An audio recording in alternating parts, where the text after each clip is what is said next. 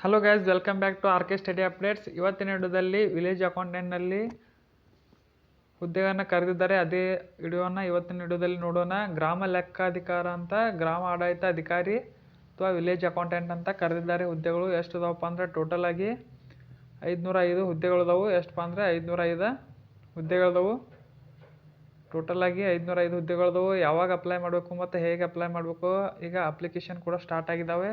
Notification ಯಾವಾಗ ಬಿಟ್ಟಿದ್ದಾರೆ ಅಂದರೆ ದಿನಾಂಕ ನೋಡ್ಬೋದು ನೀವು ಇಲ್ಲಿ.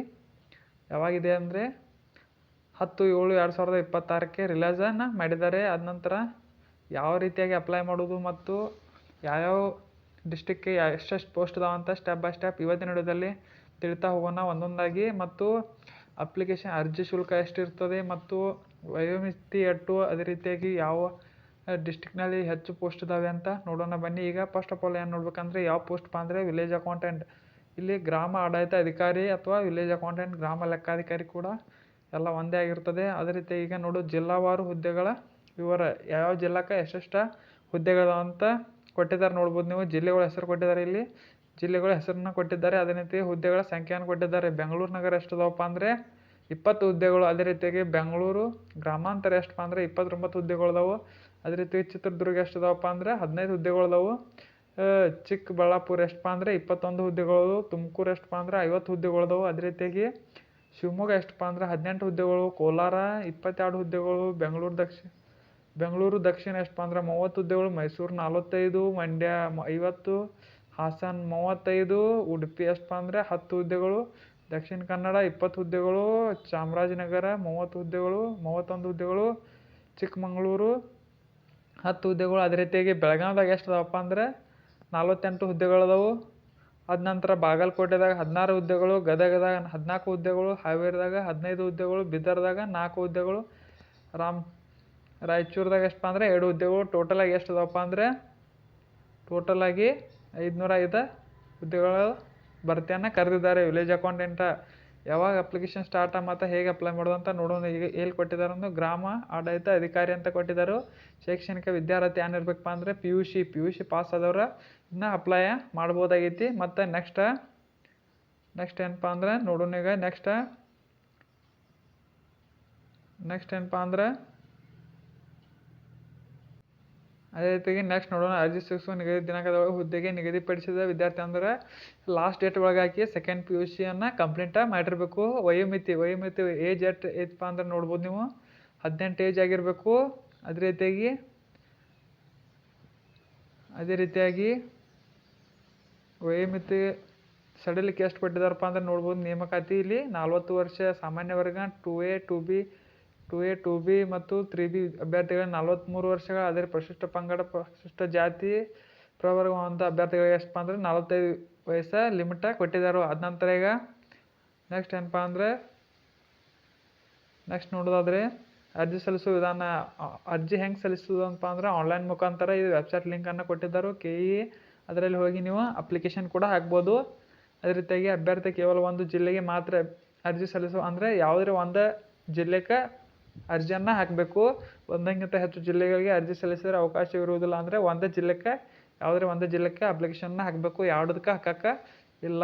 ಈಗ ಆನ್ಲೈನಲ್ಲಿ ಅರ್ಜಿ ಸಲ್ಲಿಸುವ ವೇಳಾಪಟ್ಟಿ ಯಾವಾಗ ಸ್ಟಾರ್ಟ್ ಆಗಿದಾವಪ್ಪ ಅಂದರೆ ಆನ್ಲೈನಲ್ಲಿ ಮುಖಾಂತರ ಅರ್ಜಿ ಸಲ್ಲಿಸುವ ಪ್ರಾರಂಭ ದಿನಾಂಕ ಯಾವಾಗ ಸ್ಟಾರ್ಟ್ಪ ಅಂದರೆ 11/7/2026 ಅಂದರೆ ಈಗಾಗಲೇ ಅಪ್ಲಿಕೇಶನ್ನ ಸ್ಟಾರ್ಟ್ ಆಗಿದಾವು. ಅದೇ ರೀತಿಯಾಗಿ ಕೊನೆ ಆನ್ಲೈನ್ ಮುಖಾಂತರ ಅರ್ಜಿ ಸಲ್ಲಿಸುವ ಕೊನೆಯ ದಿನಾಂಕ ಯಾವಪ್ಪ ಅಂದರೆ 30/7/2026 ಆಗೈತಿ.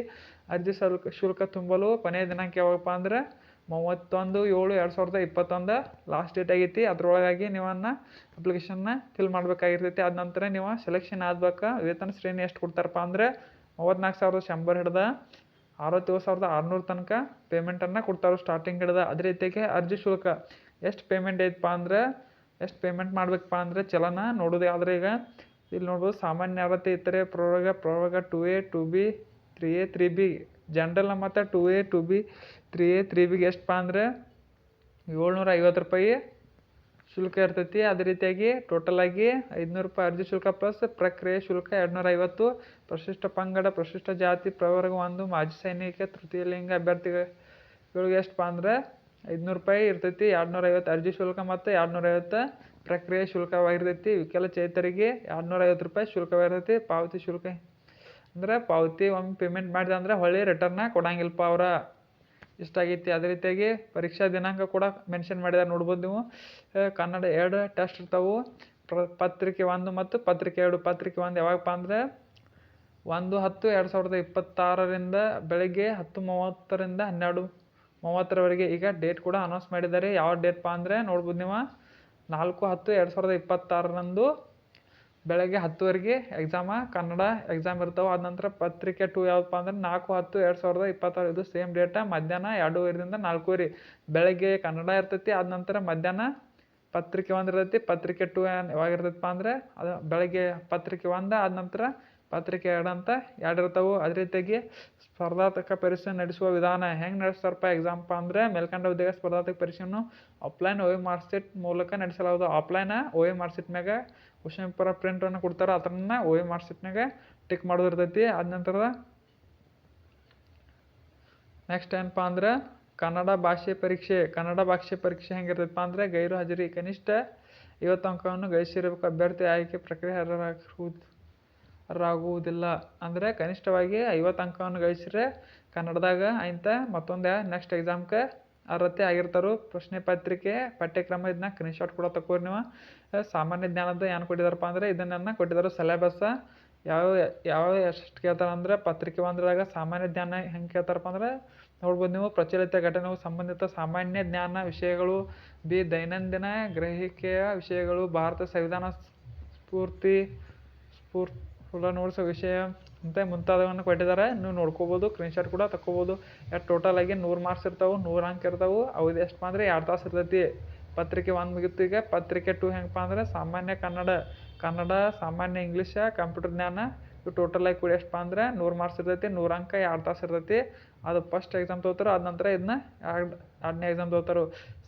ಸ್ಪರ್ಧಾತ್ಮಕ ಪರೀಕ್ಷೆಯಲ್ಲಿ ಅಭ್ಯರ್ಥಿಯು ಅರ್ಹತೆಗಾಗಿ ಕನಿಷ್ಠ 35% ಅಂಕಗಳನ್ನು ಗಳಿಸುವುದು ಕಡ್ಡಾಯವಾಗಿದೆ. ಅಂದರೆ 35% ಅಷ್ಟ ಗಳಿಸುವುದು ಕಡ್ಡಾಯವಾಗಿದೆ. 35% ಅಂದರೆ ಅಷ್ಟ 100ಕ್ಕೆ 35 ಮಾರ್ಕ್ಸನ್ನು ಗಳಿಸುವುದು ಕಂಪಲ್ಸರಿ ಆಗೈತಿ. ಅದರ ಋಣಾತ್ಮಕ ಅಂಶಗಳು ನೋಡ್ಬೋದು. ಸ್ವಾತಂತ್ರ್ಯ ಪರೀಕ್ಷೆಯಲ್ಲಿ ಪ್ರಶ್ನೆ ಪತ್ರಿಕೆ ವಸ್ತುನಿಷ್ಠ ಬಹು ಆಯ್ಕೆ ಮಾದರಿಯಲ್ಲಿದ್ದು ಪ್ರಶ್ನೆ ಪತ್ರಿಕೆಯು ಪ್ರತಿಯೊಂದು ಪ್ರಶ್ನೆಗೆ 4 ಪರ್ಯಾಯ ಉತ್ತರಗಳಿದ್ದು ಅಭ್ಯರ್ಥಿ ಯಾವುದೇ ಒಂದು ಸರಿ ಉತ್ತರದ ಮಾತ್ರ ಆಯ್ಕೆ ಮಾಡ್ತಕ್ಕೋದು. ಪ್ರತಿ ತಪ್ಪು ಉತ್ತರಕ್ಕೆ 4ನೇ ಒಂದು ಅಂಶ 0.25 ಅಂಕಗಳನ್ನು ಕಳೆದು. ಅಂದರೆ ಒಂದು ಕ್ವಶನ್ ಹೆಂಗೆ ಕೊಟ್ಟಿರ್ತಾರಪ್ಪ ಅಂದ್ರೆ ಮಲ್ಟಿಪಲ್ ಚಾಯ್ಸ್ ಇರ್ತಾವೆ. 4 ಆಪ್ಷನ್ಸ್ ಕೊಟ್ಟಿರ್ತಾರೆ, ಅದರಲ್ಲಿ ಒಂದೇ ಟಿಕ್ ಮಾಡಬೇಕು. ಆದ ನಂತರ ಎಲ್ಲರೂ ತಪ್ಪು ಆನ್ಸರ್ ಮಾಡಿರಿ ಅಂದರೆ ಎಷ್ಟಪ್ಪ ಅಂದ್ರೆ 0.4 ತಪ್ಪು ಮಾಡಿದಾಗ 1 ಮಾರ್ಕ್ಸನ್ನು ಕಟ್ ಮಾಡ್ತಾರೆ. ನೇಮಕಾತಿ ಹೆಂಗೆ ಮಾಡ್ತಾರಪ್ಪ ಅಂದ್ರೆ ಅಂದ್ರೆ ಮೆರಿಟ್ ಬಿಡ್ತಾರೆ, ಎಕ್ಸಾಮ್ ಬರ್ಬೇಕು. ಆದ ನಂತರ ಜಿಲ್ಲಾವಾರು ಕಟ್ಟಪ್ಪನ್ನು ಹೇಳ್ತಾರೆ. ಅದೇ ರೀತಿಯಾಗಿ ಆನ್ಲೈನಲ್ಲಿ ಅಪ್ಲಿಕೇಶನ್ ಕೂಡ ನೀವು ಹಾಕ್ಬೋದು. ಅದೇ ರೀತಿಯಾಗಿ ಏನಾದರೆ ಡೌಟ್ ಇದ್ದರೆ ಕೂಡ ಗ್ರಾಮೀಣ ಮಾಧ್ಯಮ ಅಭ್ಯರ್ಥಿಗಳಿಗೆ ಗ್ರಾಮೀಣ ಮಾಧ್ಯಮ ಸರ್ಟಿಫಿಕೇಟ್ ಹಚ್ಚಿರಿ. ಇಲ್ಲಾಂದರೆ ಕನ್ನಡ ಮಾಧ್ಯಮ ಇದ್ದರೆ ಕನ್ನಡ ಮಾಧ್ಯಮ ಹಚ್ಚಿರಿ. 1ನೇಂತೆ 10ನೇಂತೆ ತನಕ ಎಲ್ಲವನ್ನು ತಕ್ಕೊಂಡ ಆದ ನಂತರ ಆನ್ಲೈನಲ್ಲಿ ಅಪ್ಲಿಕೇಶನ್ನ ಹಾಕಿರಿ. ವಿಕಲಚೇತರಿ ಇದ್ರೆ ಹಾಕಿರಿ. ಅದೇ ರೀತಿಯಾಗಿ PDP ಕೂಡ ಇದ್ದರೆ ನೀವು ಅಪ್ಲಿಕೇಶನ್ ಹಾಕ್ಬೋದು. ಒಂದು ಸ್ವಲ್ಪ ರಿಸರ್ವ್ ಸಿಗ್ತಾವೆ. ಅದೇ ರೀತಿಯಾಗಿ PDF ಬೇಕಂದರೆ ಡಿಸ್ಕ್ರಿಪ್ಷನಲ್ಲಿ ಇರ್ತೈತೆ, ನೀವು ಹೋಗಿ ಡೌನ್ಲೋಡ್ ಕೂಡ ಮಾಡ್ಬೋದು. ವಿಡಿಯೋ ಇಷ್ಟವಾದರೆ ಲೈಕ್ ಮಾಡಿರಿ, ಶೇರ್ ಮಾಡಿರಿ, ಕಮೆಂಟ್ ಮಾಡಿರಿ. ಅದೇ ರೀತಿಯಾಗಿ ಇಂಥ ವಿಡಿಯೋಗಳಿಗಾಗಿ ಚಾನಲನ್ನು ಸಬ್ಸ್ಕ್ರೈಬ್ ಮಾಡಿಲ್ಲ ಅಂದರೆ ಸಬ್ಸ್ಕ್ರೈಬ್ ಕೂಡ ಮಾಡ್ಕೊರಿ ಅಂತ ಹೇಳ್ಕೊತಾ ವಿಡಿಯೋ ಮುಗಿಸ್ತಾ ಇದ್ದೀನಿ. ಏನಾದರೆ ಡೌಟ್ ಇದ್ದರೆ ಕಮೆಂಟ್ನಲ್ಲಿ ತಿಳಿಸಿ ಅಂತ ಹೇಳ್ತಾ ಥ್ಯಾಂಕ್ ಯು ಫಾರ್ ವಾಚಿಂಗ್. ಮತ್ತೆ ಮುಂದಿನ ವಿಡಿಯೋದಲ್ಲಿ ಸಿಗೋಣ.